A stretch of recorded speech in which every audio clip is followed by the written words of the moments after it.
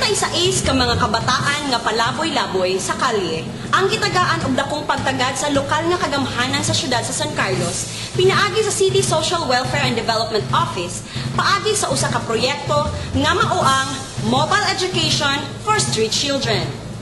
Nagsugod ang klase sa mga batang laag ni adtong Enero 25, 2010 dito sa Public Plaza, diin sila gipanagaan og libreng lapis o papel lakip na sa mga kawani sa CSWDO nga gipanguluhan ni CSWDO Officer Cynthia Mirande.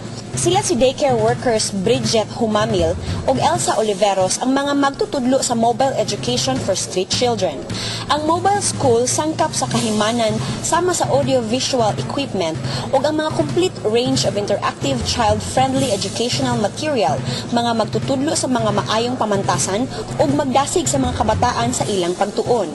Aduna usab kini mga educational toys sama sa blocks ug flashcards nga pagkatudluan sa mga street children sa mathematics, alphabets, sentence making in a child-friendly manner.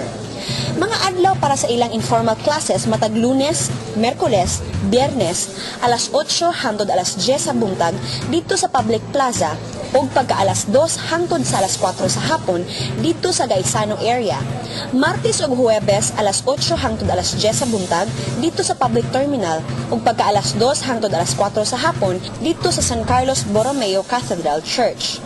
Ang katuyuan sa maong programa mao ang paghatag ug dugang paglatid sa edukasyon alang sa mga kabataang laag ug sa kalye makita nga mahimo silang hingpit nga mahatagan og suporta moral ug pag-apil sa kalihukang pang-edukasyon.